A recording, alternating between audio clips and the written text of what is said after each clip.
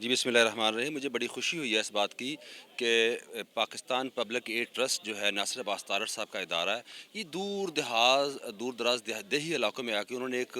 صحت کا میلہ پورا سجایا ہوا ہے، جہاں یہ سہولتیں لاہور میں میسر ہیں لوگوں کو، بڑے بڑے شہروں میں، مگر مجھے یہ دیکھ کے خوشی ہوئی ہے کہ منڈی بہاؤالدین کا اور ملک وال کا ایک دور دراز یہ علاقہ ہے، چوٹ دھیراں کا، یہاں پہ یہ ان کا ڈیرا ہے، یہ دور دراز دیہی علاقہ ہے، یہاں پہ دور دور تک آپ کو کوئی دکانیں نظر نہیں آئیں گی، کوئی فیسلٹی یہاں پہ نہیں ہے، مگر ہیلتھ کے حوالے سے لاہور کے تمام بڑے ڈاکٹر یہاں موجود ہیں۔ فاؤنٹین ہاؤس کی ٹیم یہاں پہ آئی ہوئی ہے، اخوت ہیلتھ سروسز کی یہاں پہ ٹیم آئی ہوئی ہے، اور بڑے ڈاکٹر جو نامور نام ہے وہ سارے یہاں موجود ہیں اس وقت لوگوں کو دیکھنے کے لیے، اور بڑی خوشی ہوتی ہے یہ چیزیں دیکھ کے کہ ان لوگوں کے پاس آ کر ان کو ان کی دہلیز پہ آ کر سہولتیں فراہم کرنا، یہ ڈیزرونگ لوگ ہیں بیچارے جو تو جا ہی نہیں سکتے میڈیسن لینے کے لیے، ان کو ٹیسٹ کی سہولتیں یہاں پہ دینا آ کے، یہ لاہور میں بھی اس طرح کے ٹیسٹ جو ہے نا بڑی مشکل سے لوگوں کو اویلیبل ہیں، اور ان کو یہاں دیہاتوں میں آ کے دیے، بہت خوش آئند چیز ہے یہ۔ اچھا، چونکہ آپ صحافی ہیں تو آپ سے ایک جو ہے وہ ایک سیاسی سوال بھی کر دیتے ہیں۔ آپ یہ بتائیے کہ جتنی بھی بنیادی صحت کی سہولیات ہیں جو ناصر عباس تارڑ صاحب اور پاکستان پبلک ایڈ ٹرسٹ جو ہے پرووائڈ کر رہے ہیں، سر یہ حکومت کی ذمہ داری نہیں ہوتی؟ اس میں کوئی شک نہیں، یہ حکومت کی ذمہ داری ہے جی، اور یہ حکومت کا میں تو اسے کہوں گا یہ فیلیئر ہوتا ہے